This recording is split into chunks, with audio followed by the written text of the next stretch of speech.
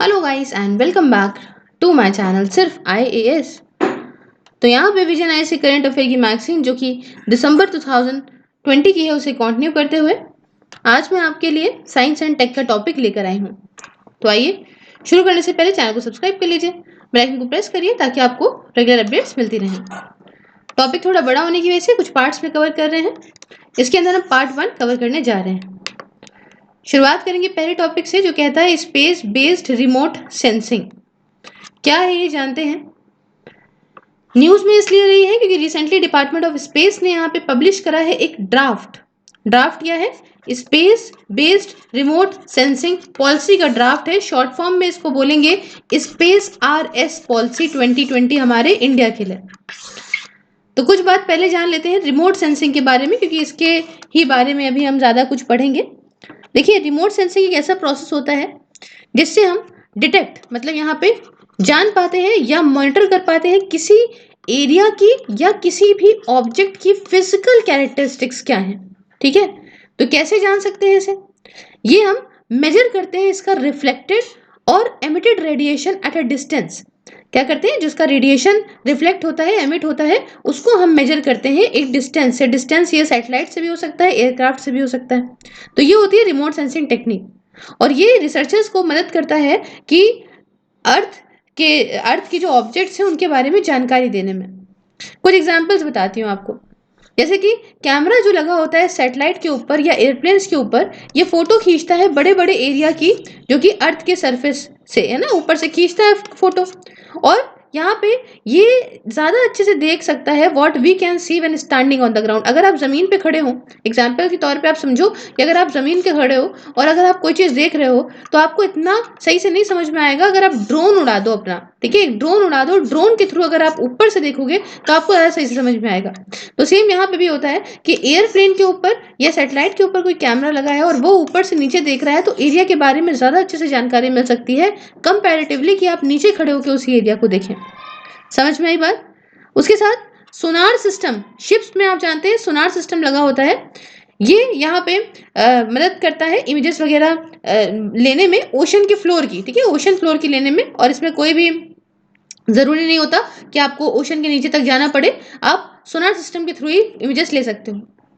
साथ में remote sensing जो है, ये जो डेटा होता है इसके पास एबिलिटी होती है कि ये डिटेक्ट कर सकता है क्या चेंजेस आए, है ना, ऑब्जर्वेशन कर सकता है अलग अलग रेजोल्यूशन से कैसा लग रहा है क्या लग रहा है ना।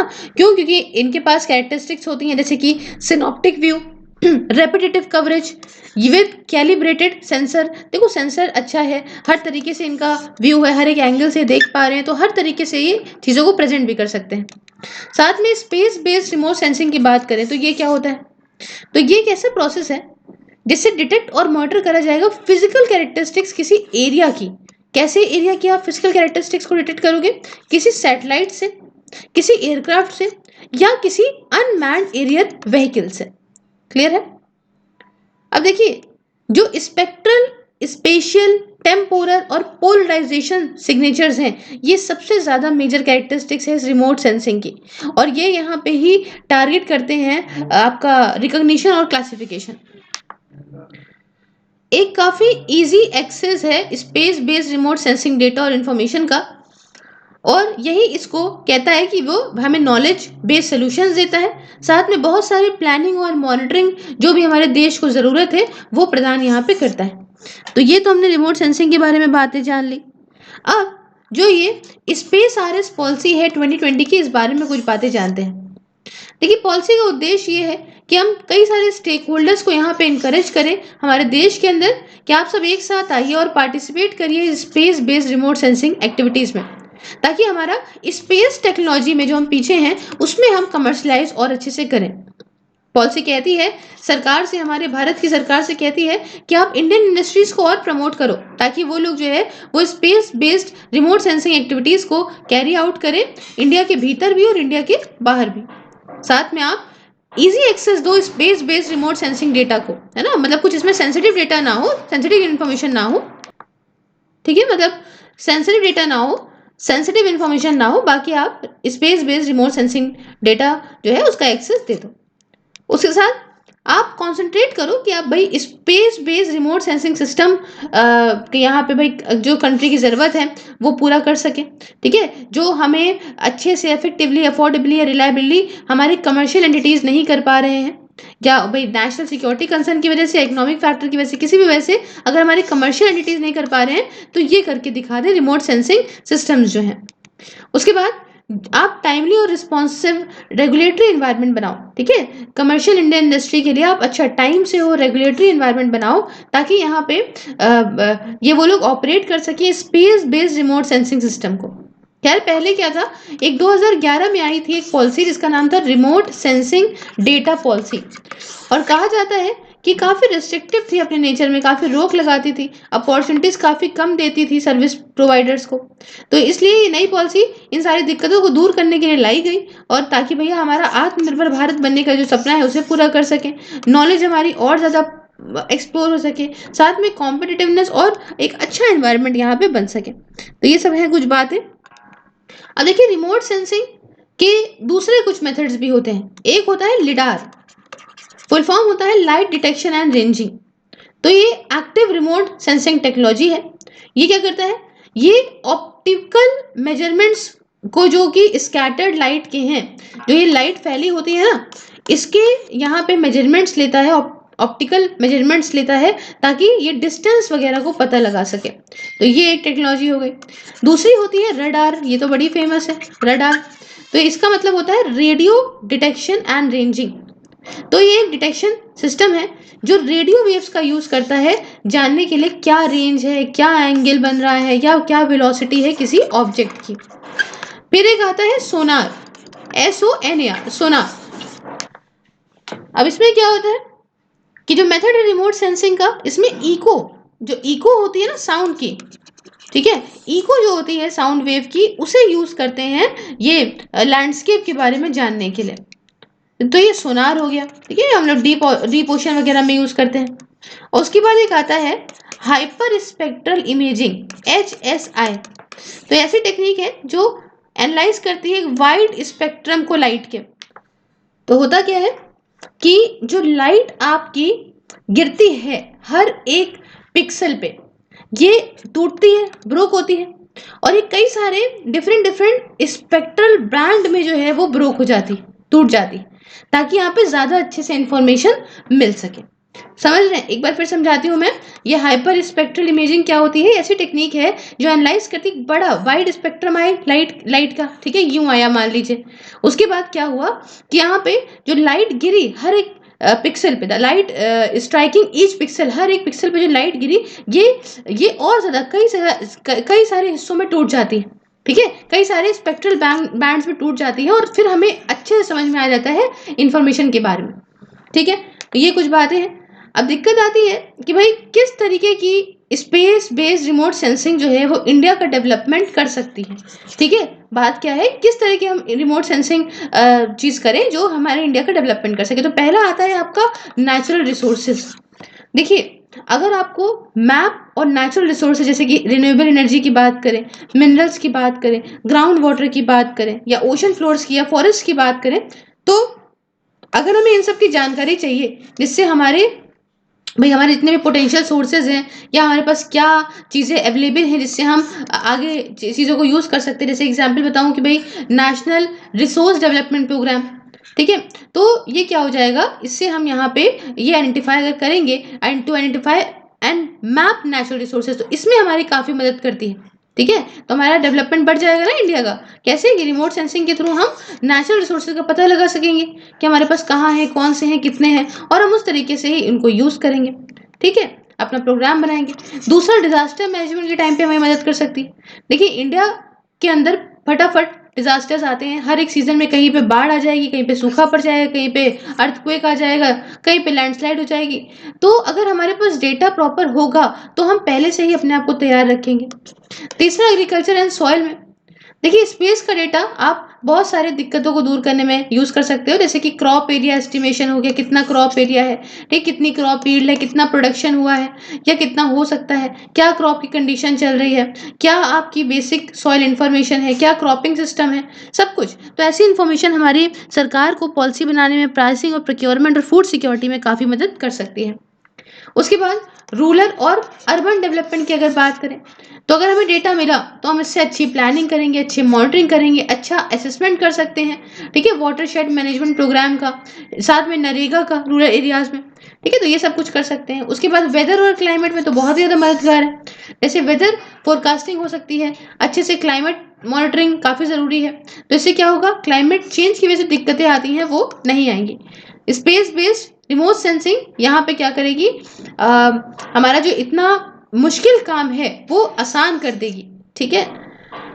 फिर गवर्नेंस की बात करें तो जो डेटा स्पेस रिमोट सेंसिंग से मिलेगा, इसको आप मिला के यूज कर सकती हैं बहुत सारी सेंट्रल मिनिस्ट्री, साथ में स्टेट की गवर्नमेंट अपनी प्लानिंग में, अपनी मॉनिटरिंग में, ठीक है, तो ये सब चीजें मददगार हो सकती हैं। लेकिन हर लेक्चर की तरह यही वाली बात कि भैया हर जगह हर चीज़ हरी हरी नहीं होती है, तो चैलेंजेस क्या हैं इनको करने में, जो फेस होते हैं चैलेंजेस क्या हैं हमारे सामने स्पेस बेस्ड रिमोट सेंसिंग को करने में, आपका जो है लागू करने में। देखिए पहली चीज़ तो हमारे पास पैसा ही नहीं है, फाइनेंशियल रिसोर्सेज हमारे पास बहुत कम है, और डोमेस्टिक और इंटरनेशनल फाइनेंशियल रिसोर्सेज की कमी की वजह से हम इतने स्पेस प्रोग्राम में इन्वेस्ट नहीं कर पाती हैं डेवलपिंग कंट्रीज, ठीक है, क्योंकि प्राइवेट सेक्टर अच्छे से फंड नहीं करता, कमर्शलाइज ज़्यादा होती नहीं। दूसरी दिक्कत आती है टेक्नोलॉजी और स्किल गैप्स की। देखिए हमारी कैपेबिलिटी नहीं, हमारे पास इतने एक्सपर्ट नहीं है कि हम अच्छा सैटेलाइट इन्फॉर्मेशन प्रोड्यूस कर सकें, ठीक है, लोकल रिसोर्सेज के से का यूज़ करके, तो ये एक बैरियर सामने आता है। तीसरी बात आती है डेटा चैलेंजेस की। देखिए डेटा का एक्सेस थोड़ा रेस्ट्रिक्टिव है, मतलब यहाँ पे सारा डेटा आप नहीं ले सकते हो, एनालिसिस जो है रेडी डेटा की, वो भी उसके में भी कमी है हमारे पास। डिमांड जो है यूज़र की ज़रूरतों की, ये एक बहुत बड़ा रोड़ा है बीच में, ताकि हम बहुत ज़्यादा स्पेस बेस्ड रिमोट सेंसिंग का यूज़ नहीं कर पा रहे हैं। उसके बाद स्पेस डेब्रिस एक बहुत बड़ी दिक्कत है। डेब्रिस का मतलब होता है जो कूड़ा है, एक बहुत ही बड़ा इशू है कि इतने सारा स्पेस डेब्रिस बढ़ रहा है। देखिए ऑर्बिट में होता क्या है कि हर एक कंट्री के अपने अपने सैटेलाइट घूम रहे होते हैं इस तरह से, ठीक है। अब कोई सैटेलाइट मान लीजिए बेकार हो गया, तो इसको जहाँ से हट जाता है, अब इसका जो बचे हुए पार्ट वगैरह है वो तो घूमा करते हैं ना, तो इतने सैटेलाइट आसमान में जा चुके हैं अलग अलग कंट्रीज के द्वारा कि यहाँ पे भी आसमान के अंदर भी स्पेस में भी कूड़ा करकट जम गया है, तो ये एक बहुत बड़ी दिक्कत है। तो इस डेब्रिस की वजह से क्या होता है कि हम, ऐसा डर है कि भाई ऐसा ना हो हमारा सैटेलाइट लड़ जाए, और कुछ केसेस में ये ऐसा भी हो सकता है कि लड़ने के बाद वापस से अर्थ पे गिर जाता है, और वो भी अनकंट्रोल्ड मैनर में एकदम से भड़बड़ा के गिरता है।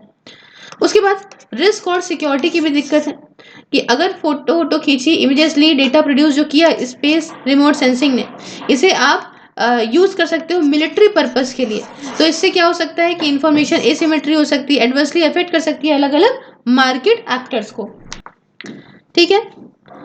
दिक्कतें जान ली, अब जानते हैं किस तरीके से हम ये स्पेस बेस्ड रिमोट सेंसिंग जो है बढ़ा सकते हैं इंडिया के अंदर। तो पहली चीज तो आप क्या करो, आप इन्वेस्टमेंट करो, क्योंकि पैसे की कमी है, तो यहाँ पे इन्वेस्टमेंट ऐसा करो कि भैया यहाँ पे प्राइवेट इन्वेस्टमेंट बढ़े। दूसरी चीज आप क्या करो, आप इमेजिंग टेक्नोलॉजी का यूज करो, कि मतलब आप ब्लॉकचेन, आर्टिफिशियल इंटेलिजेंस का यूज करो, ज्यादा अगर अमाउंट ऑफ डेटा आपको जो है प्रोसेस करना है, तो इससे क्या होगा कि कंप्यूटिंग कैपेसिटी बढ़ेगी, अच्छे बेनिफिट्स मिलेंगे।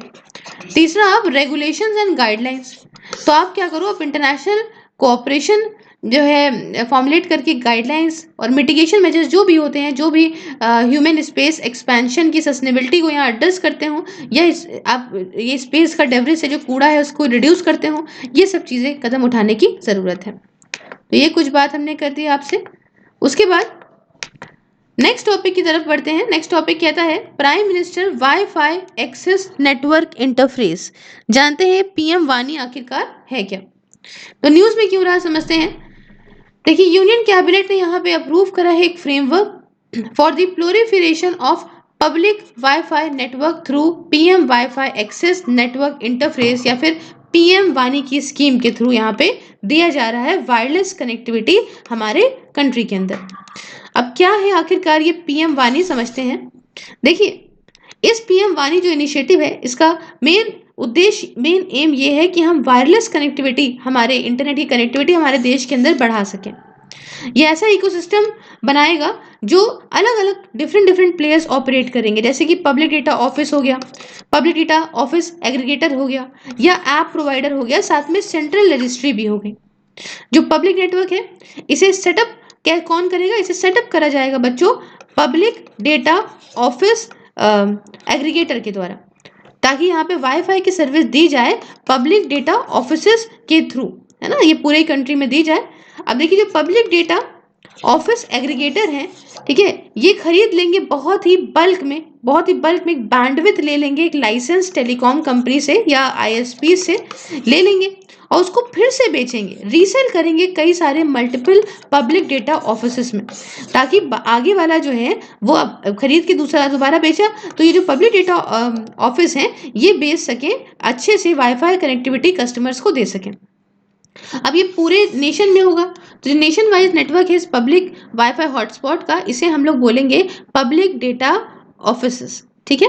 जब आफ्टर पब्लिक कॉल ऑफिस, पहले पब्लिक कॉल ऑफिस तभी अभी पब्लिक डेटा ऑफिस हो जाएगा, ये कॉन्सेप्ट, पहले कॉन्सेप्ट ये था, अब ये हो जाएगा, ठीक है। After public call office concept, जो कि इंडियन गवर्नमेंट की तरह रोल किया गया है to set up a wide network of landline पे पब्लिक पे फोन्स। पहले क्या था, पहले ये पब्लिक कॉल ऑफिस लाया गया था ना, ये कॉन्सेप्ट लाया गया था, तो ये किस लिए लाई थी सरकार? ताकि हम पूरे देश में क्या करें, नेटवर्क डालें लैंडलाइन पब्लिक पे फोन्स का।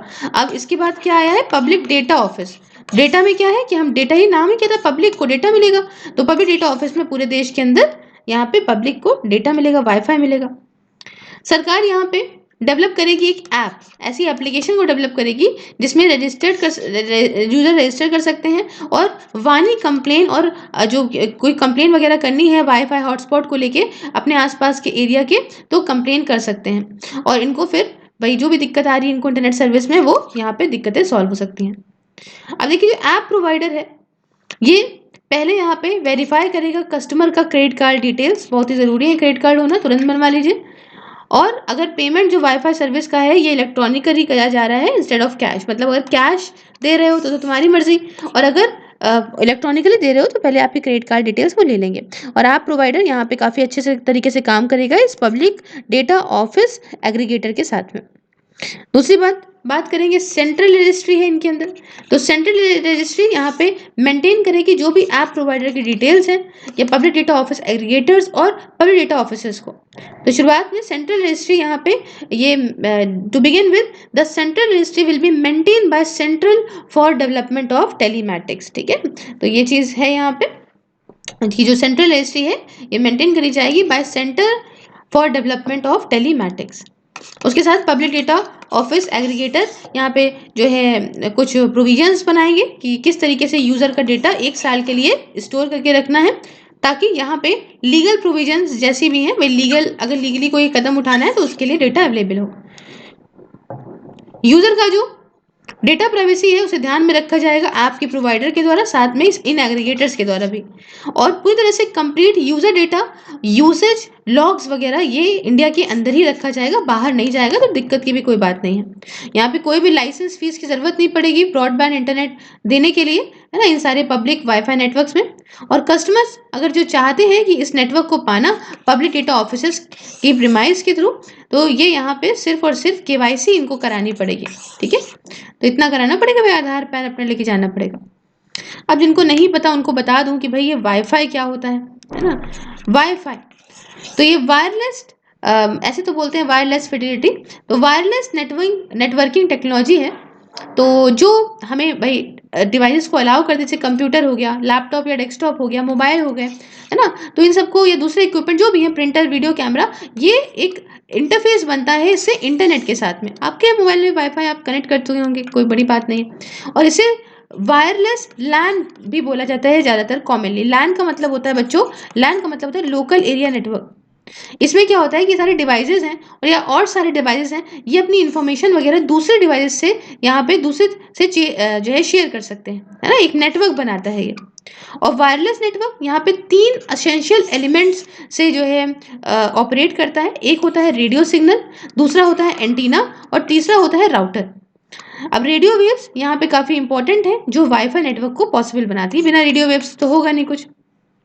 मोबाइल डेटा काम करता है सेम तरीके से जैसे कि वाईफाई करता है, और लेकिन जो सबसे बड़ा डिफरेंस है इन दोनों में वो ये है कि सिग्नल जो आता है आपके मोबाइल में, है ना, वो service through your service provider आता है रेदर देन आईएसपी, मतलब इंटरनेट सर्विस प्रोवाइडर नहीं देता है आपको मोबाइल के अंदर जो नेटवर्क आता है उसका जो सर्विस होता है, लेकिन आपको वो कौन देता है, आपका जो सर्विस प्रोवाइडर होता है। ठीक है, और यहाँ पे क्या है, यहाँ पे वाईफाई के अंदर इंटरनेट सर्विस प्रोवाइडर देता है, आईएसपी देता है। साथ में दोनों ही ब्लूटूथ हो चाहे वाईफाई हो, ये यहाँ पे इनको यूज करा जाता है वायरलेस कम्युनिकेशन के लिए, है ना, ये दोनों ही रेडियो सिग्नल का यूज करते हैं। हालांकि ब्लूटूथ अगर आप कहें तो ये बहुत ही छोटे मतलब शॉर्ट रेंज डिवाइस, 100 मीटर से 150 मीटर आगे बढ़ जाओगे तो वो डिस्कनेक्ट होने लगता है, तो ये थोड़े ही वक्त के लिए होता है, मतलब थोड़े ही डिस्टेंस के लिए होता है ब्लूटूथ, शेयर कर सकते हैं इन्फॉर्मेशन को। वही जगह वाईफाई की बात करें तो हाई स्पीड वेब एक्सेस ये दे सकता है, इंटरनेट वगैरह दे सकता है।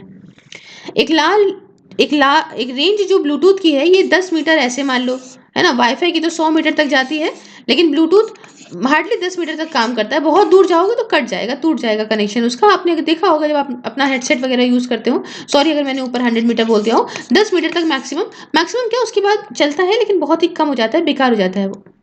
ब्लूटूथ की जो लिमिट होती है, लिमिट करता है नंबर ऑफ डिवाइसेस को that can connect at one time, है ना, एक साथ कितने डिवाइस आप कनेक्ट कर सकते हो, इसकी यहाँ पे लिमिटेशन होती है ब्लूटूथ के टाइम पे। लेकिन वाईफाई की बात करें तो एक या एक से ज़्यादा डिवाइसेस को आप जो है कनेक्ट कर सकते हो, एक या एक से ज़्यादा यूजर वाईफाई को यूज़ कर सकते हैं, ये तो बहुत ही कॉमन बात है। साथ में जो ब्लूटूथ है इसकी इसमें अडेप्टर की ज़रूरत होती है हर एक कनेक्टेड डिवाइस में, तो इसलिए काफ़ी ईजी होता है यूज़ करना, है ना, और ये कम भी पावर लेता है वाईफाई से। तो ये कुछ बातें हैं इसके अंदर। अब बात आती है यहाँ पे कुछ सिग्निफिकेंस की, बात करते हैं पब्लिक वाईफाई के बारे में। ठीक है, क्या इंपॉर्टेंस क्या है आखिरकार इस पब्लिक वाईफाई की, समझते हैं। देखिए, सबसे पहले तो ये है कि कॉस्ट इफेक्टिव है, सस्ता है ना, वाईफाई बहुत ही आसानी से यहाँ पे इजियर होता है to scale than adding new mobile towers. अब इस सीन क्या है, देखो सस्ता क्यों पड़ रहा है, वाईफाई काफ़ी आसान होता है लेना, अगर आप नया मोबाइल टावर लगवाएंगे तो उससे तो काफ़ी आसान है। और यहाँ पे कनेक्टिविटी अगर बिल्डिंग के अंदर लेनी है, एयरपोर्ट के अंदर लेनी है, जहाँ पे मोबाइल नेटवर्क नहीं आता हो वहाँ पे वाईफाई आप लगवा लीजिए।